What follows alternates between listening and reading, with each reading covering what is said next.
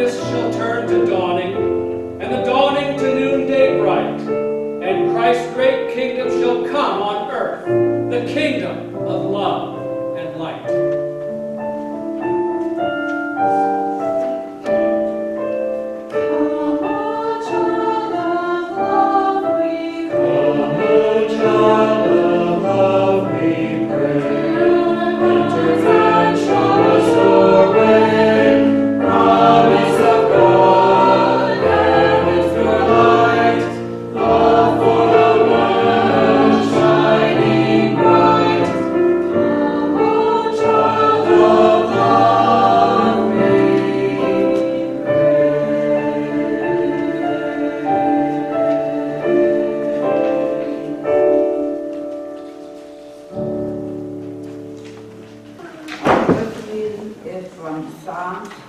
Chapter 80, verses 1 through 7. Give ear, O shepherd of Israel, you who led Joseph like thy flock, you who are enthroned upon the serpent, shine forth before Ephraim and Benjamin and Messiah. Stir you your might and come to save us. Restore us, O God. Let your face shine that we may be saved.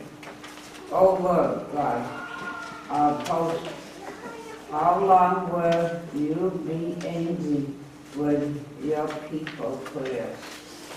You have fed them with the bread of tears and given them tears to drink in full measure.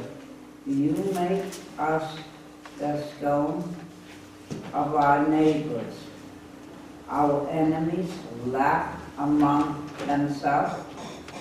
Restore us, O God, our hosts, let your face shine, and we may be saved.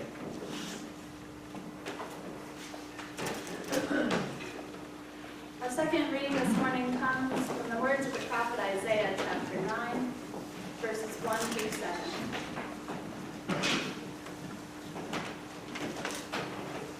But there will be no gloom for those who were in anguish. In the former time, God brought into contempt the land of Zebulun and the land of Naphtali, but in the later time he will make glorious the way of the sea, the land beyond the Jordan, Galilee of the nations. The people who walked in darkness have seen a great light. Those who lived in a land of deep darkness, on them light has shined.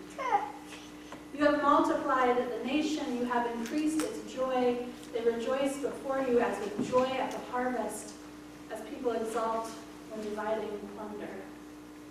The yoke of their burden, and the bar across their shoulders, the rod of their oppressor, you have broken as on the day of Midian.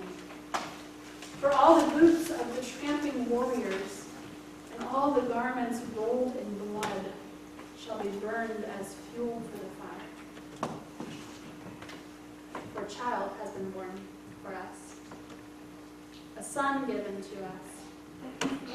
Authority rests upon his shoulders, and he is named Wonderful Counselor, Mighty God, Everlasting Father, Prince of Peace.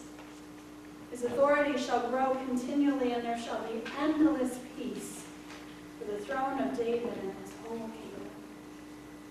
He will establish and uphold it with justice and with righteousness from this time onward and forevermore. The zeal of the Lord of hosts will do this. This is the word of God. Thanks be to God. Well, good morning, everybody, and thank you for joining us this day. Should we give Pat a little round of applause? I think he did such a good job. I feel so proud of not only how hard you have worked, Pat, on reading out loud, which is really difficult to do, but also doing it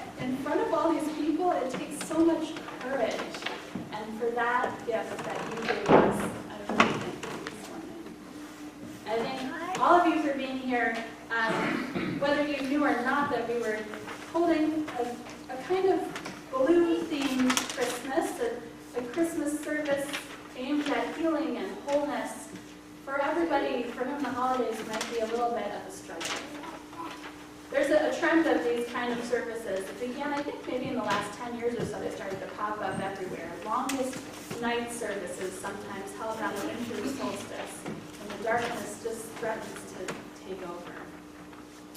But usually these services are held at special times,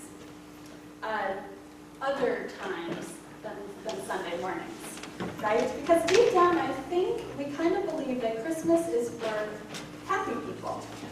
And any other reaction than positivity belongs somewhere else.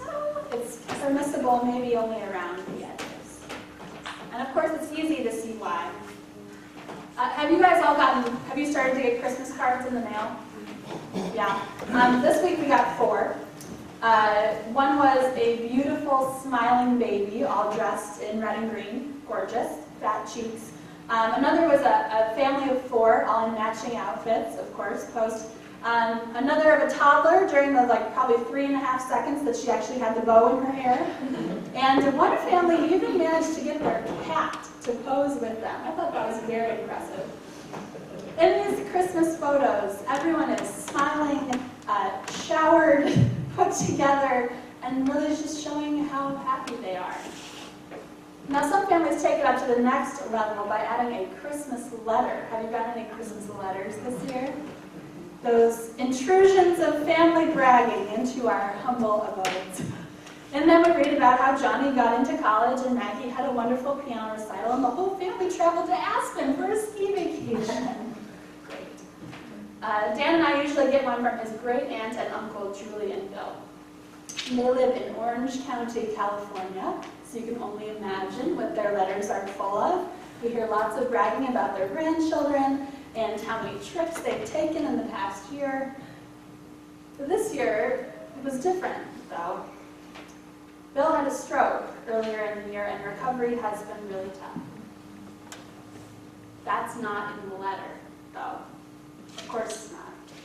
You only know it if you read between the lines. Only one trip to see family, fewer words about the grandkids, as if it was a reach to find something to celebrate, as if it would be wrong to tell the truth in a Christmas letter.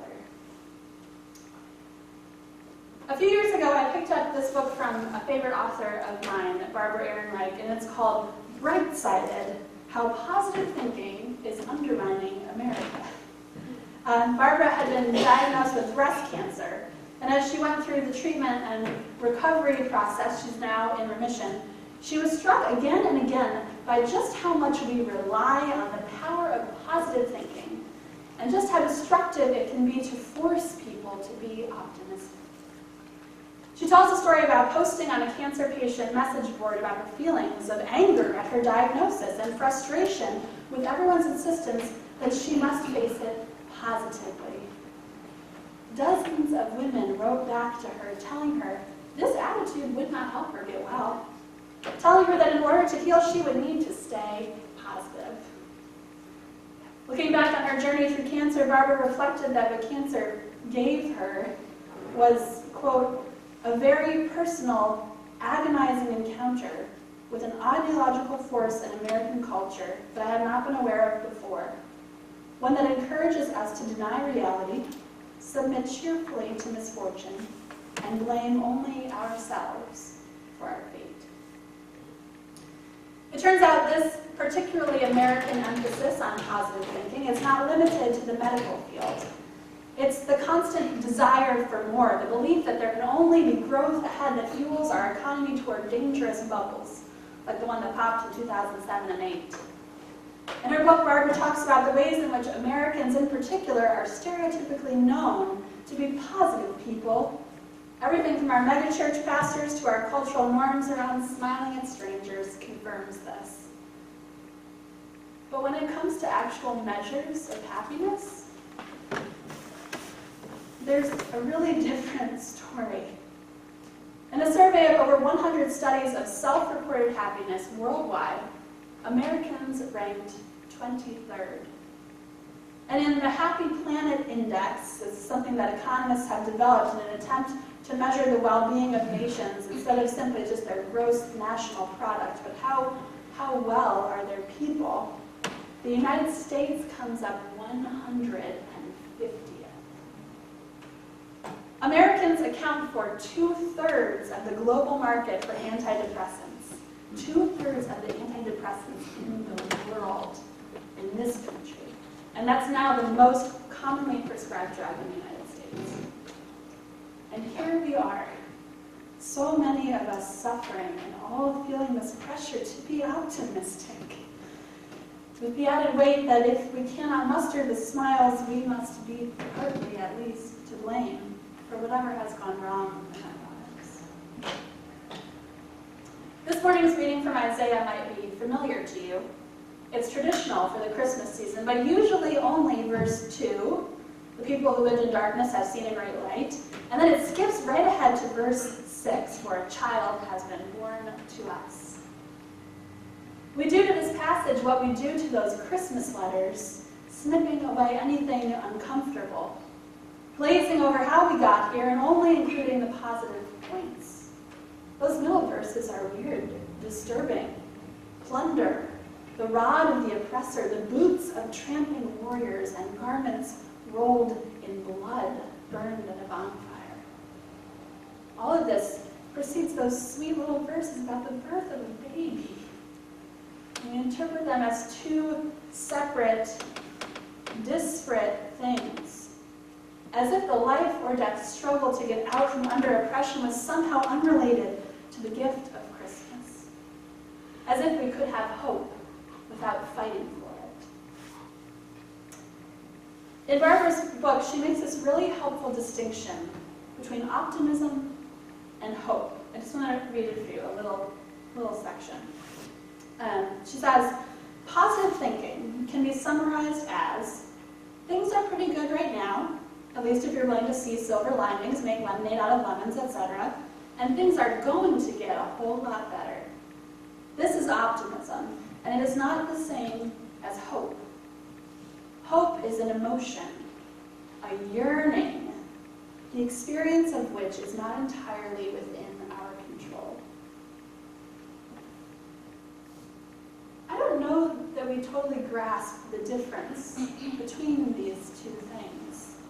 This Advent season of hope we have turned into one of optimism, of positive thinking, of good news only Christmas letters, and in doing so we have cheapened it.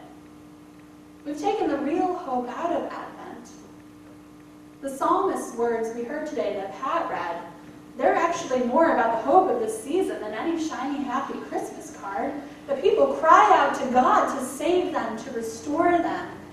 Instead of blaming themselves and their bad attitudes for causing their situation, instead of denying what is happening and looking for the silver lining, they cry out honestly to God. How long will you be angry? They ask. You have given your people the bread of tears to eat, they accuse, and they have no shame. It's not very positive, is it? How is this hopeful? It's hopeful because precisely in all of their pain and their true feelings, these people believe that God can and will save them. This is their real hope, their deep yearning, founded in the bedrock of something much deeper, much more substantial, much more stable than positive thinking. Founded in a defiant claim that a defenseless baby could be the savior of the world. Isaiah tells us that the people who walked in darkness have seen a great light. Those who lived in a land of deep darkness, on them a light has shined. God's light does not shine only on those who make their own positivity. The light and hope of this season is not, it turns out, only bestowed upon those of us who can get our family to pose for the perfect picture. It is precisely for those of us who struggle in darkness that Christmas shines. A light of hope that the way things are is not the way God intended things to be, and is not the way they will always be. The promise of Christmas is not that suddenly everything's fine. It's the promise that the yoke of our burden and the rod of our oppressor will one day be broken. Whether that burden is grief or despair, anxiety or fear, illness or violence, the day will come when we will gather up all the remnants of our fight against it and burn them into ashes. Powerless, forgotten dust of what once was. In a few minutes, a little bit later in the service, we're going to have a time to receive prayer if you want, or anointing for healing and wholeness. This will be a chance for all of us to lay down the learned practice of positive thinking, to cry out to God to save us, to shine on us once again that we might be saved. This is the honesty that we need in order to build the kind of hope that will truly rescue us from the pits of despair. And it is most welcome, especially in this place, and especially in this time.